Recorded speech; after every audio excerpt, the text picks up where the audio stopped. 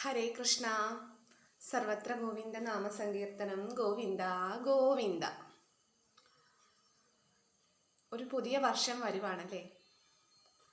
ആദ്യം തന്നെ എല്ലാവർക്കും ഒരു പുതുവത്സര ആശംസകൾ തരുക കേട്ടോ.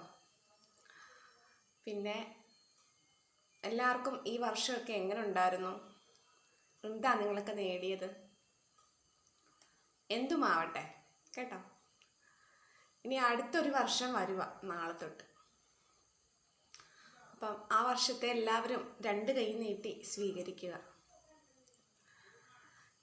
ഈ വർഷം നമുക്ക് നല്ലതും ചീത്തയുമായിട്ടുള്ള പല കാര്യങ്ങളും നമ്മുടെ ജീവിതത്തിൽ നടന്നു കാണും.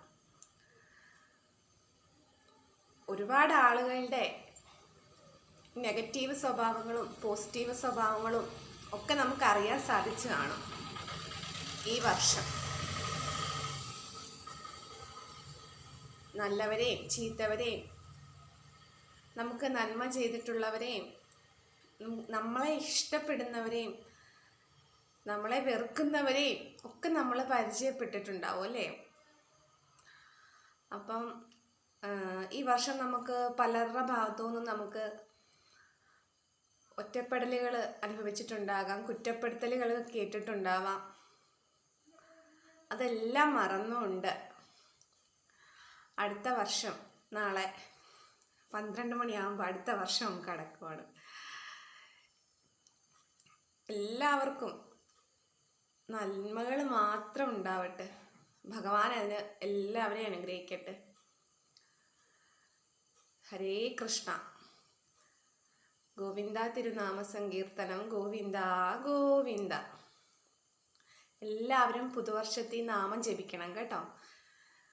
നാമം ജപിക്കാൻ തുടങ്ങാത്തവരെല്ലാവരും നാമം ജപിച്ച് തുടങ്ങണം അടുത്ത വർഷം തൊട്ട്, അതായത് നാളെ തൊട്ട്.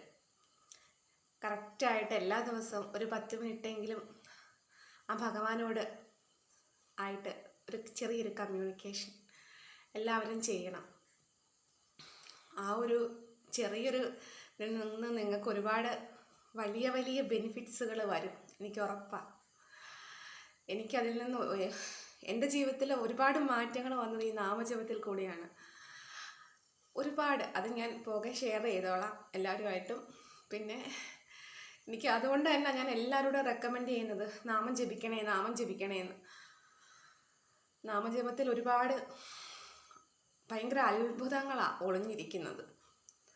അത് അനുഭവിച്ചറിയണം, എല്ലാവരും അത് അനുഭവിച്ചറിയണം. എല്ലാവരും അടുത്ത നാളെ തൊട്ട് മുടങ്ങാതെ